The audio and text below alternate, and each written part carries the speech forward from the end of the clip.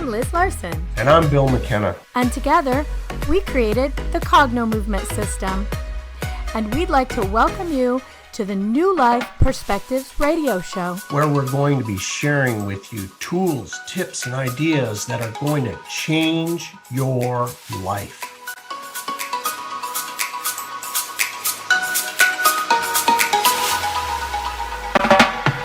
Hi, welcome to UK Health Radio, the New Life Perspectives radio show.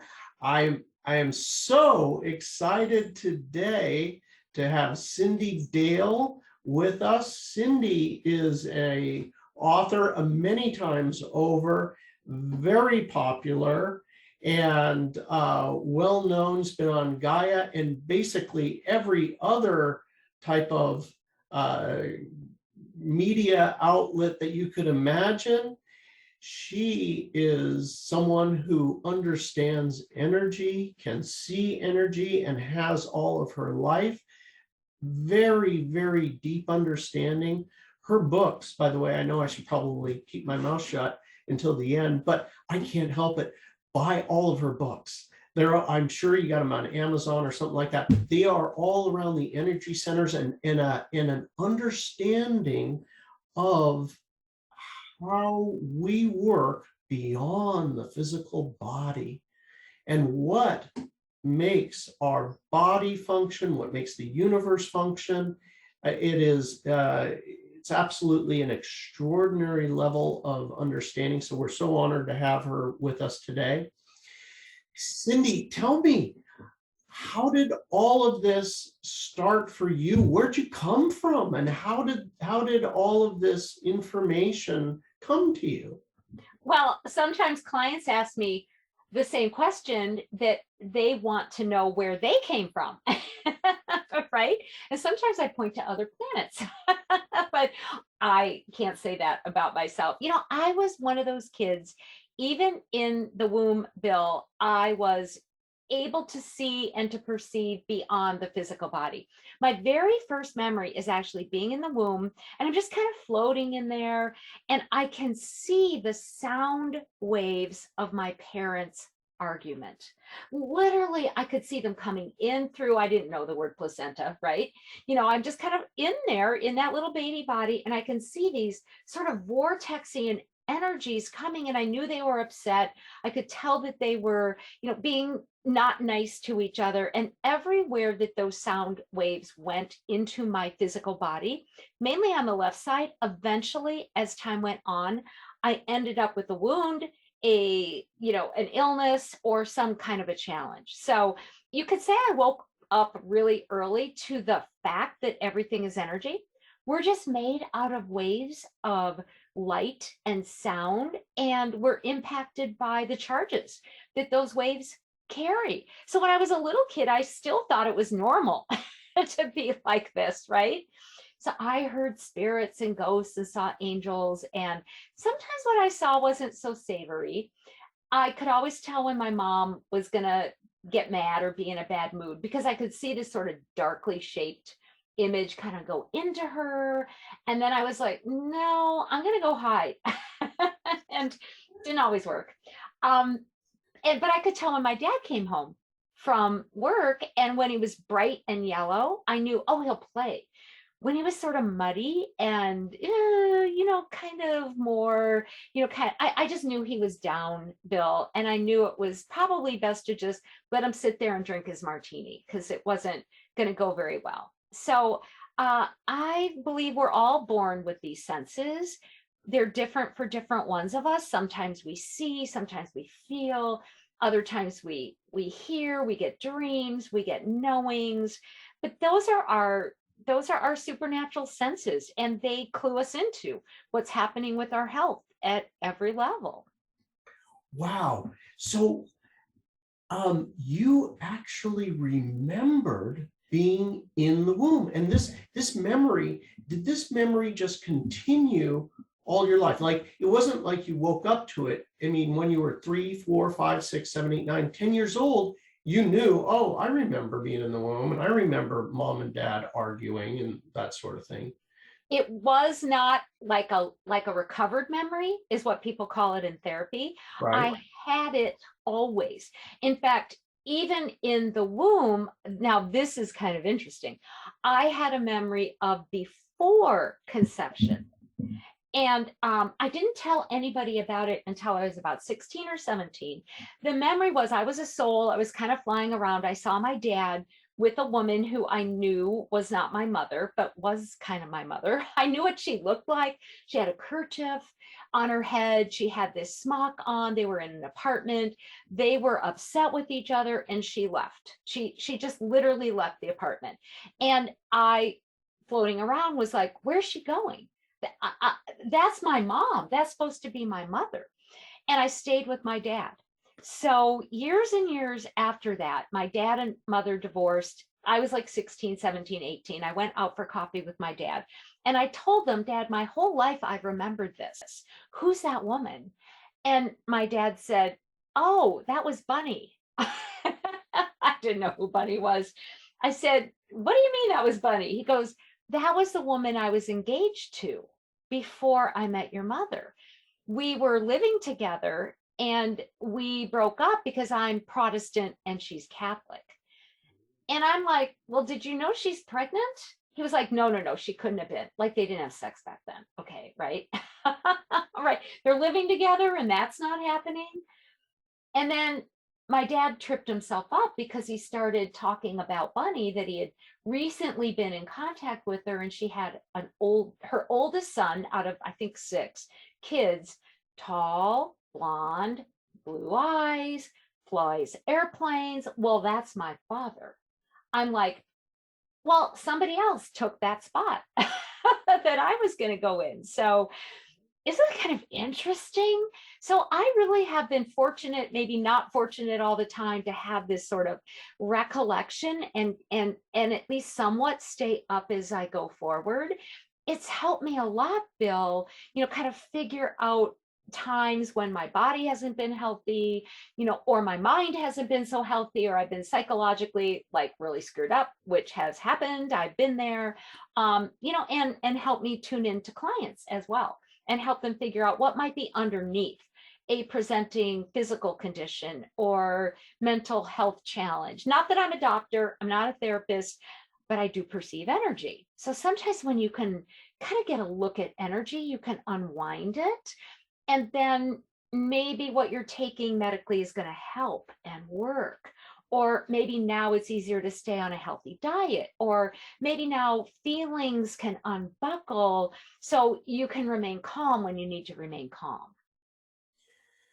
So what you're saying, if I could break this down just a little bit, is unwinding the energetic pattern causes the physical or the emotional to also unwind. Would that be a appropriate or inappropriate way of describing it? That's perfect. Because in my mind, the way I see it is exactly the way you're sharing, Bill. So think of there being a column in front of you, kind of like near the left side of your body, and call that physical. That's what's happening in the biological realm. Now, maybe picture a column on the right side of your body, going up and down and impacting, that you could call the emotional or the psychological. To me, energy is in between those. So if you have an energetic pattern that's locking up the physical, even if you're undergoing surgery or taking prescription meds, which we need to avail ourselves of every type of medicine. They're all medicines, right? Thoughts are medicine too. Food is medicine. Surgery is medicine. Supplements are medicine. But if the energetic pattern is binding the physical, if you can unlock or unbuckle or unwind what's kind of trapping the physical in an unhealthy state, suddenly what you do or what you're now able to think about doing in the biological realm might actually work. It might have, a positive impact. It doesn't mean every tumor is going to disappear.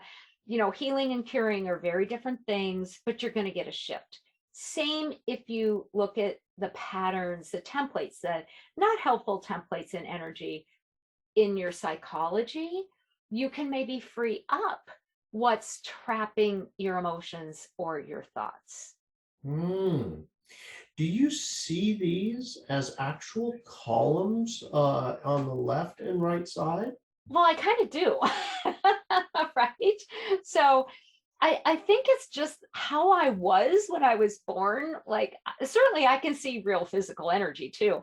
I can see my meat and potatoes, or my vegan dinner before I eat it. Right?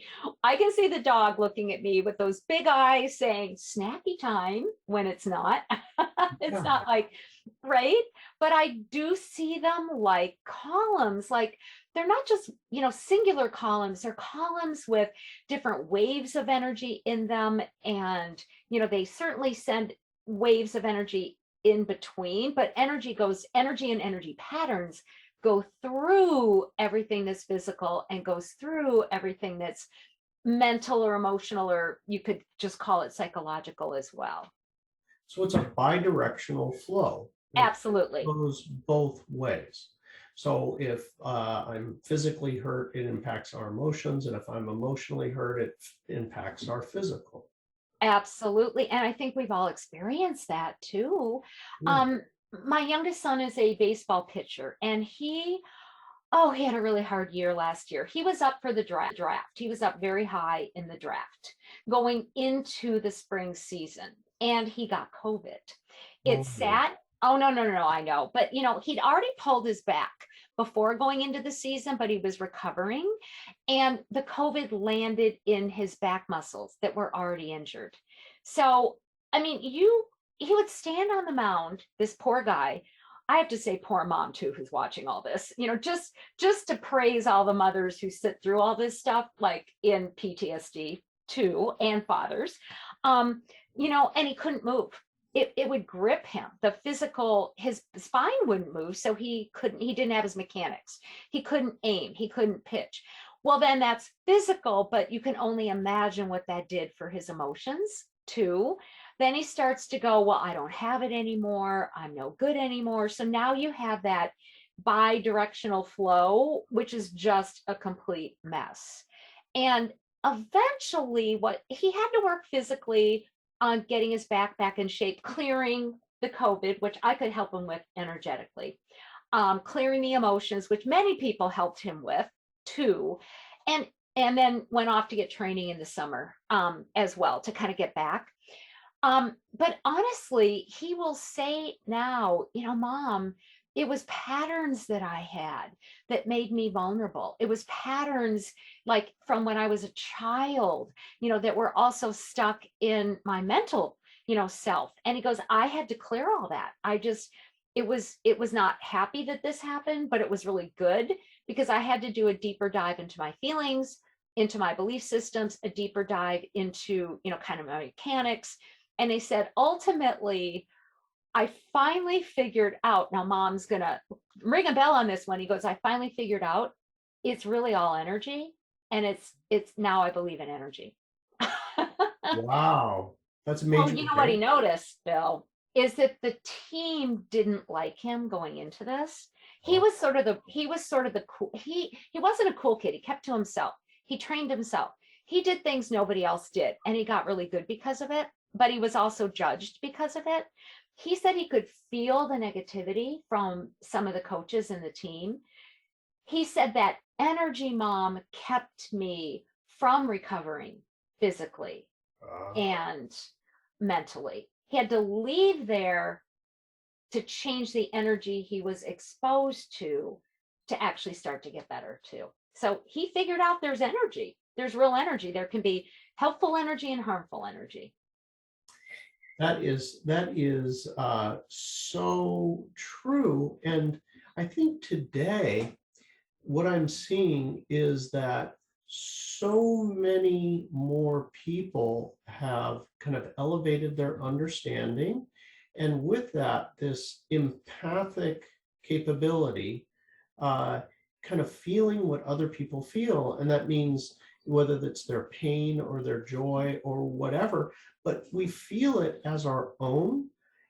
And so you don't even realize it's happening. It's just like, I'm happy. No, I'm really sad and irritated and agitated. There's so much agitation going on globally right now that people are agitated and they don't realize it's not even their own feeling. It's not even theirs. And it's the casting of these negative thoughts and feelings for like your son, where he's got all of that coming at him. Congratulations for him to actually be aware enough to like, oh, wait a second, there's, you know what, it's coming at me. I think a lot of people listening to the show probably have experienced that, right? You're like, even though somebody's not around, you're like, man, they're really on me, like an ex-boyfriend, an ex-girlfriend, a family member that's just like really judging you, and you can feel it. It's real, and that's energy. Well, 99.999 plus percent of a object, a body, is subtle energy. It's the not seen. So think about that. How much energy we're exchanging, the psychic or subtle energy that we're exchanging, with the people, especially those we're closer to, but with the whole world. I mean, people talk all the time about, I turn on that darn television and then I'm immediately feeling what that victim went through, or I'm immediately feeling like I'm getting a gunshot. So we are exchanging subtle energy constantly. Coming from every single cell, every subatomic particle, every organ system, are fields of light and sound. All right. But we can't see most of those. We can't show most of those except if we use very specific types of equipment, like an EEG or an EKG. We can see some of them, but we can't measure most of what they now call the biofield that's going all the way around us. Some of those waves of energy move faster than the speed of light. All we have to do is think of somebody and we're connected to them. And all they have to do is think of us and they're connected to us. So that's the joy, is that we can exchange joy and help in healing and supportive energy. But boy, can we pass a lot of other stuff too. That's right. It's a lot. We have to take a quick break for our sponsor, UK Health Radio, and we'll be right back. Stay tuned. There's some really good stuff.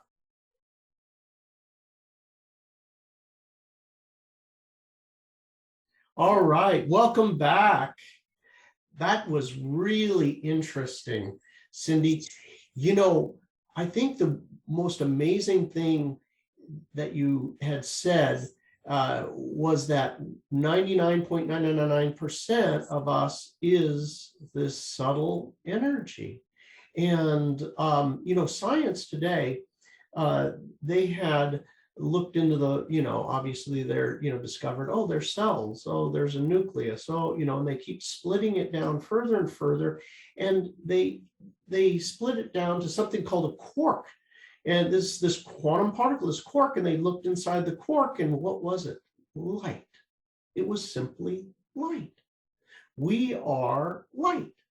So anyway, there's going to be more on that later, but I find it so interesting what you're talking about, that if we're all that subtle energy, right, that means you're subtle energy and I'm subtle energy. So we're definitely going to be impacting each other. Yeah, and subtle energy turns into physical and organizes physical, and physical energy can evaporate and turn into subtle energy too. So the nature of healing, even if it's allopathic or holistic or hands-on or qigong or whatever it might be, is really a matter of kind of like that movement. What is subtle that needs to be made manifest, more material, and what is material that be great to evaporate, like cancer or whatever it might be. So, and it ties into our discussion that we're so impacted by others' energies. I have a story from when I was only 19 or 20.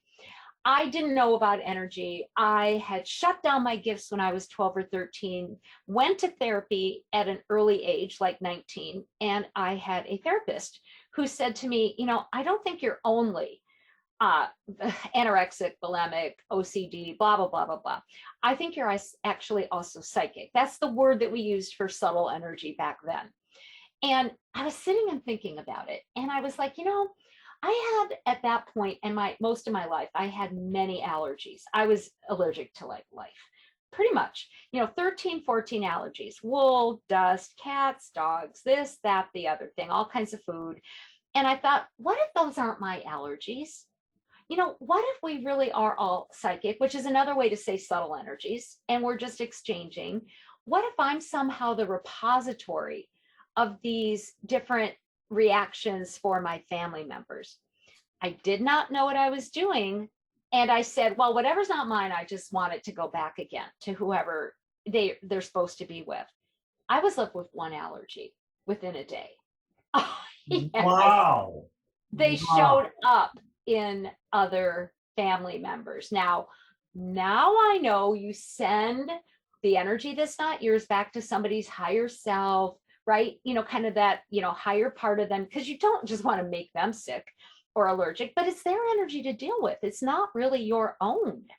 And that convinced me, like, you know what, everything really is fundamentally, yes, certain things are real, they're locked in the body. I'm not going to become 6'2" overnight, these kind of things. I'm practical, I'm a realist. But there's an awful lot that really is about what's happening with subtle energy and what we've taken on that's not good for us, that came from others, and maybe what we're giving away that we need in order to be healthy too. Well, do you have customers? Obviously, we're talking about like stuff that's not ours, right? And then there's this other half, which you just alluded to, which is bringing in the positive.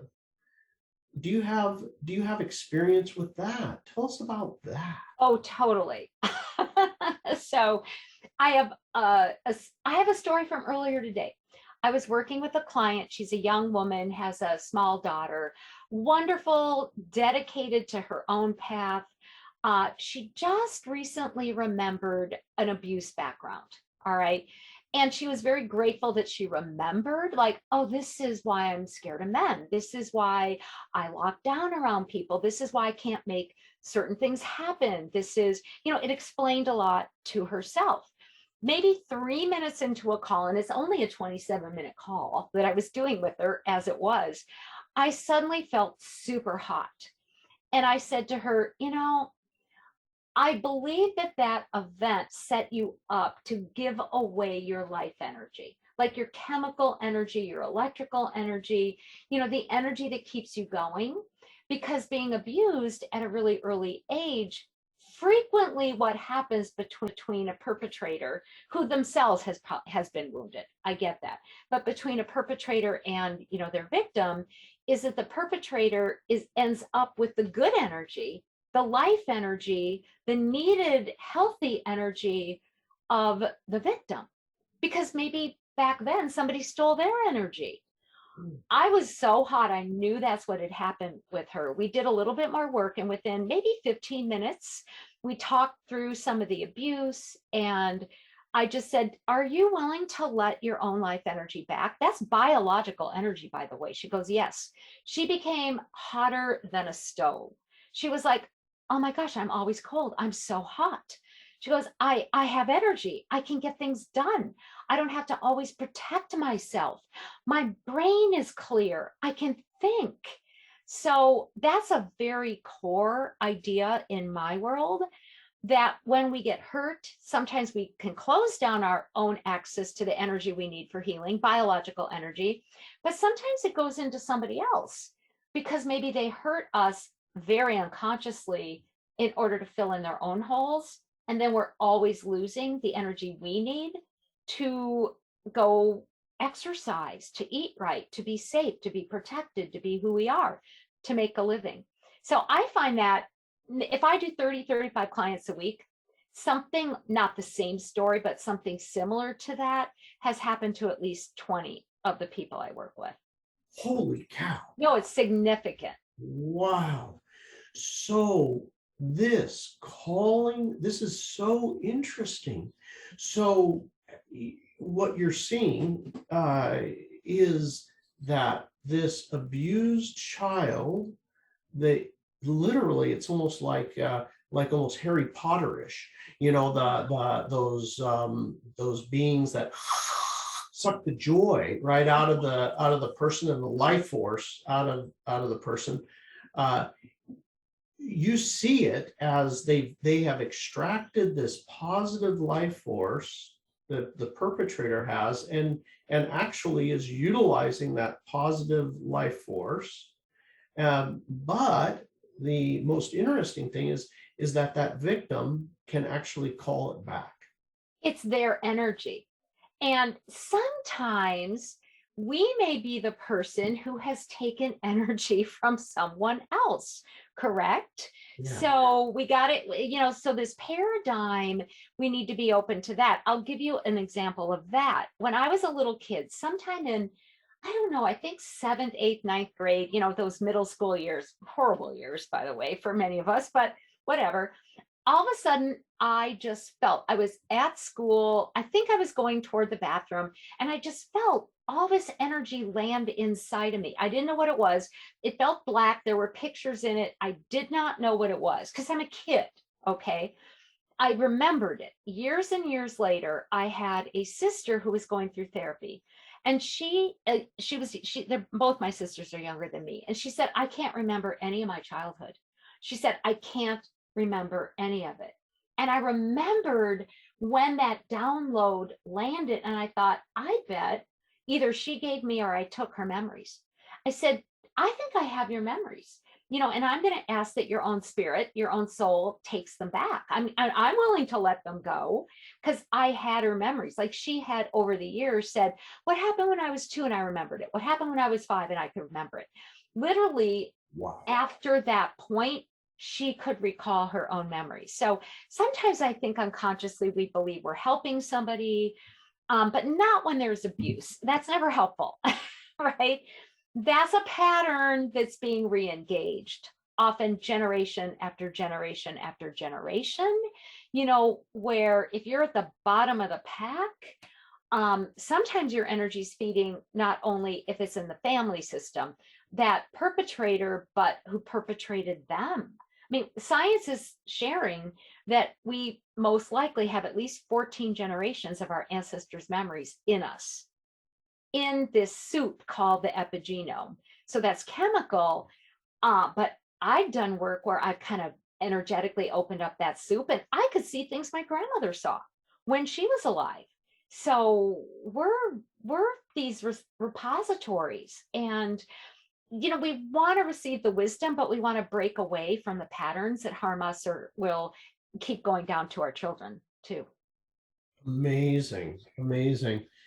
The science truly is backing that up. There was fabulous work that was done to show through some experiments with mice that they were actually passing the trauma from one generation of mice to the other. I've talked about that in other episodes, so I don't want to bore the audience, but it is actually a scientific fact. What I find fascinating is that what you're saying is the perspective of our life force energy is being basically like siphoned off by generations. Exactly. So no wonder so many of us are tired, right? And I really think, the number I make up, this is not scientifically able to be proven, is I think at least 80%, if not more, of our issues probably have to do with taking on energies that are not our own and trying to process them, and or having our own energy stolen so we don't have what we need to process. I have a very interesting story about that was my own experience. Years and years ago, somewhere in my late 30s, I started getting arrhythmia.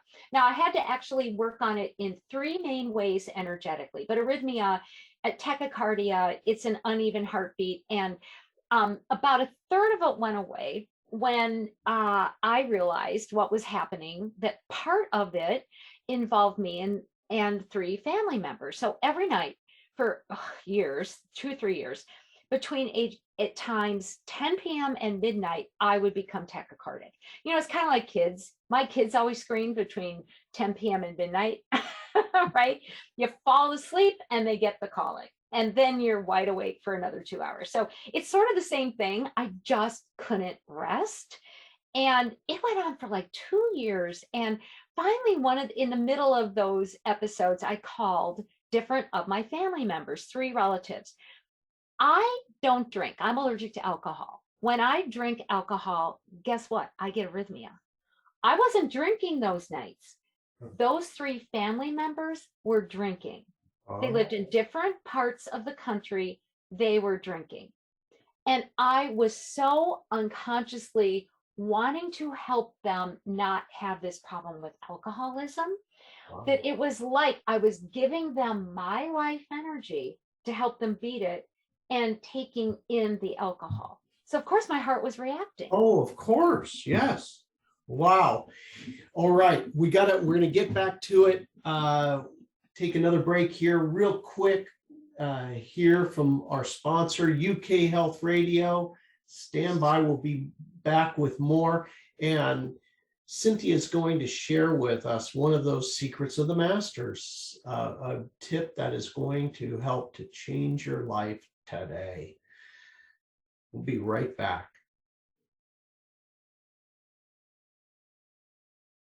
All right, we're back. Thank you, Cynthia. Continue on, please. You were talking about this experience of tachycardia and taking on other people's energy like this.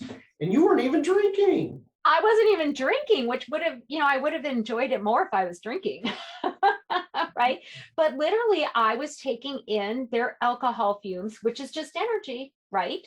But energy is charged. It holds charges. So the charges were coming into me, and I didn't have that life energy I needed to kind of go whoosh and get it out of me, because I was sending them my life energy to try to help them beat the alcoholism. So quite fascinating.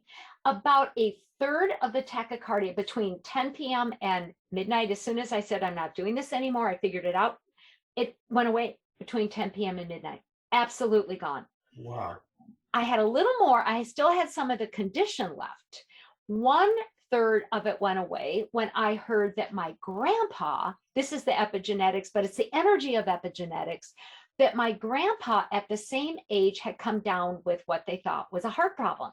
They thought it was a heart attack. Same age that I started getting the tachycardia.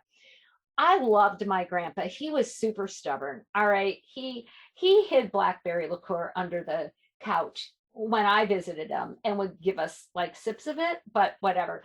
So he went to the doctor. He's a farmer, North Dakota. Doctor said, Olaf, you got to stop farming, and you can't drink, and you can't eat the fat on the meat anymore, or you will die.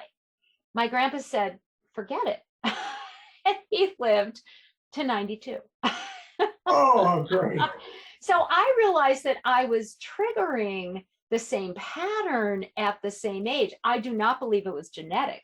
I loved my grandpa, and I think there was just this bond between us. Right. So I triggered at the same age. So another third went away at that point. The other third that completely eliminated the tachycardia is a little spookier. And I had this dream one night where there was some kind of a dark entity attached to my heart. I could see it. I had this very involved dream. It had a tiger in it, this, that, the other thing. And I thought, I need somebody to help me remove that energy, that entity that I thought in the dream was inherited from my mother's side of the family. So I went to a healer here in town. I knew he was the biggest, coolest shaman you could find. He made me come at 9 p.m. at night, which is a hoot. So I go to his basement where he works, and there's like swords on the wall, and it's dark, and it's like this cave. And I didn't tell him anything about my dream. He looked at me and he goes, gosh darn it, that's not what he said. We got to work with Christ, who had been in my dream. He got a Bible, which he never used, didn't like that Bible, right? Okay. Brought it, opened it up to a passage that mirrored my dream. And he said, you just got this dark force that's around your heart. But whenever you open up your own Christ energy, it reacts, it pulls away, you get tachycardia. So now we're just going to get rid of it. He read that Bible verse that married with and mirrored my dream. End of the tachycardia forever. Oh, Now, if that's not spooking people, right? All right. Well, wow, that was something. We gotta be open. We're not supposed to be paranoid and, oh my gosh, there's dark forces everywhere. But it's sort of like, just be open, kind of stay with your heart, stay with your soul, kind of to be open to what it is you're supposed to own, that's your own energy, or release that's not your own. And, your life's going to get better. So, the way that you help people to release these energies or call back their energies. In both ways, you help people to do that all day. You work with people doing that. Okay, that is really great. What a service to humanity, unwinding these patterns of their entire life. Is there a theme, because the world's been in such chaos for the past now coming up on 2 years or so? I think it's 2 years. I'm losing track of time, but everything has really gone into extreme chaos. Is there something that you're seeing that's emerging over these past couple of years? Yeah, we are being asked to very deliberately, not only consciously, but unconsciously and subconsciously, which takes some work to do the deep dive, make decisions. So, what brought some of this about, not everything that we're going through, of course, is a virus. Viruses don't stop at a territory line. They don't read maps. They're like, hey, don't you guys get it? You're all part of the same place.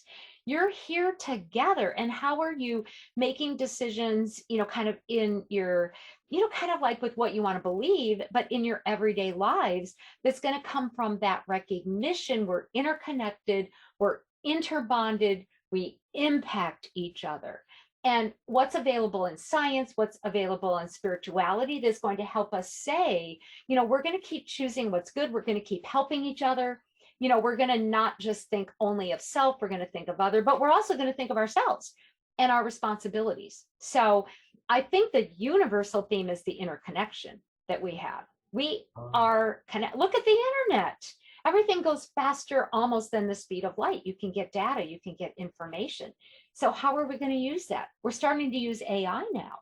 AI is reprogramming stem cells. I don't know how I feel about that, right? Yeah. But the truth is, we have that power inside to reprogram our own cells. We, based on what energies we're giving off to people, are going to impact, if they choose to let it, kind of how they're going to approach themselves. So I think ultimately it's about self-responsibility with the eye on interconnection. All right. Wow.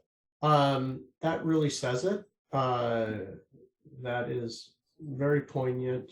We are certainly really experiencing it physically, emotionally, and as you say, the virus, all these things doesn't know about a border, so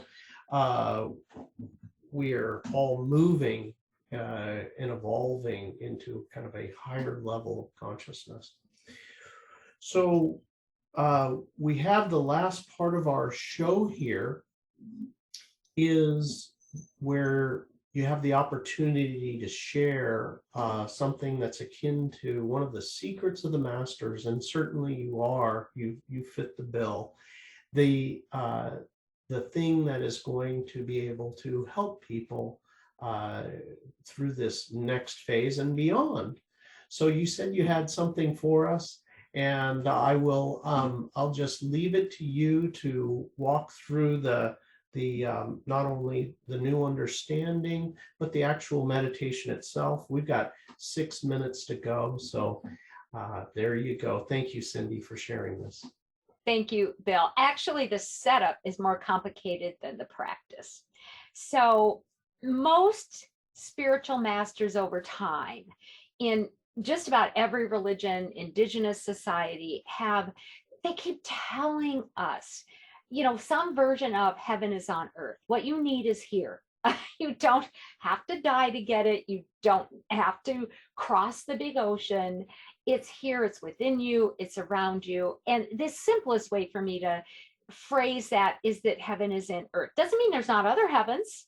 That's fantastic. Or there's not continuation. But what we need is available.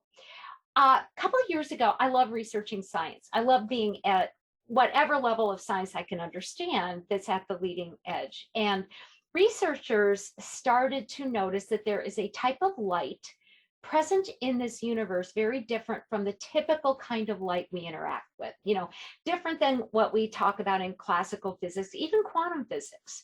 And they started to term it absolute light.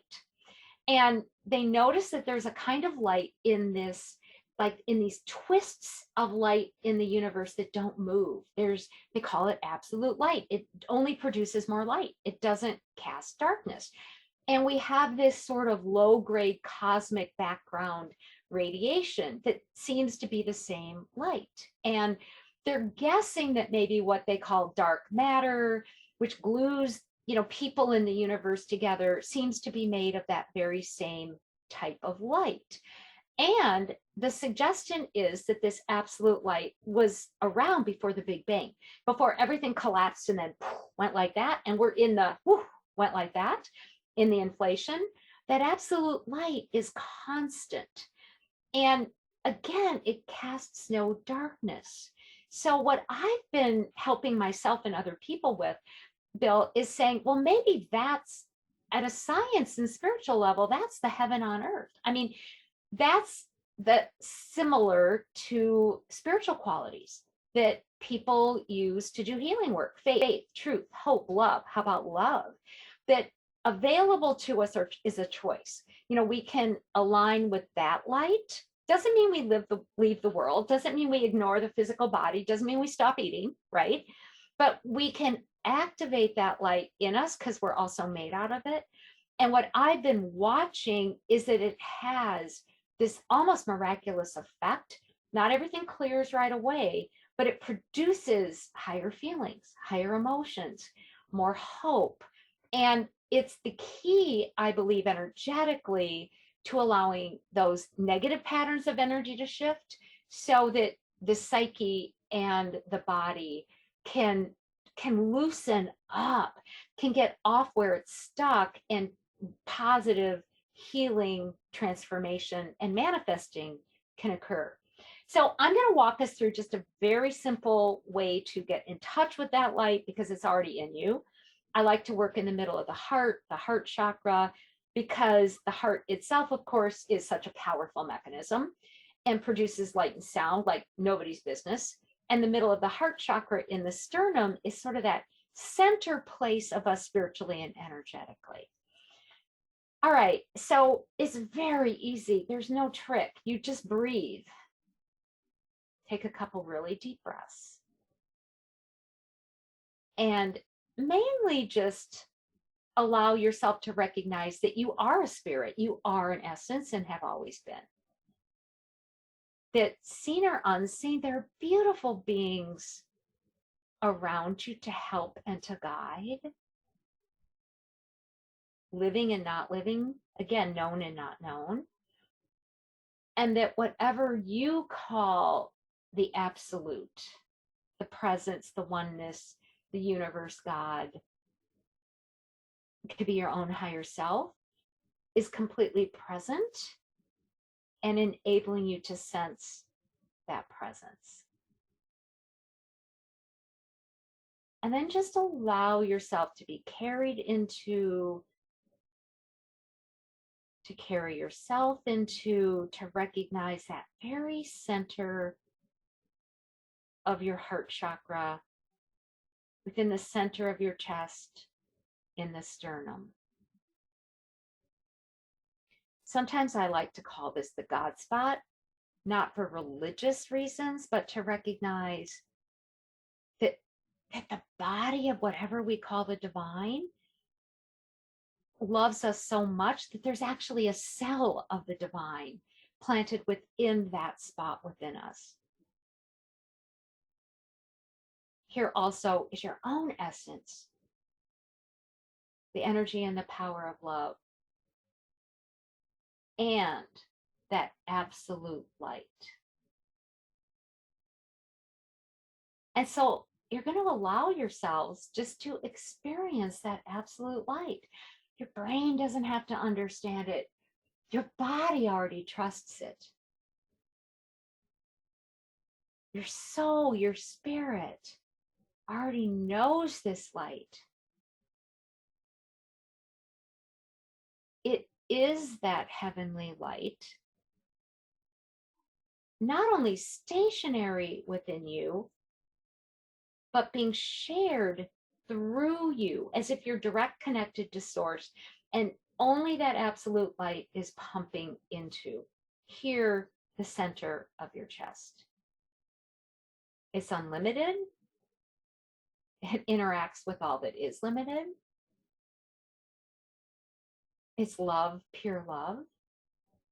You can open it in any cell, any organ system, in a thought, in a feeling, in a moment, in a situation. Say you're arguing and you just go, no, I'm just going to open up the absolute light.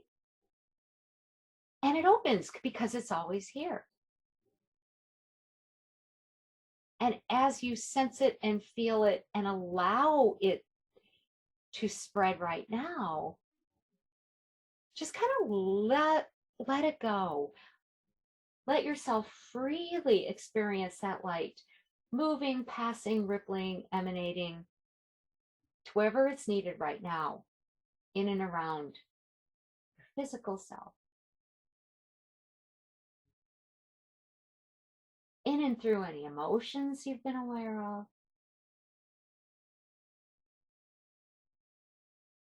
And in and through however it is you describe your own soul or your spiritual identity. It's intelligent. It knows where to go, what to do. It's absolute. Again, this is a light in which there is no darkness.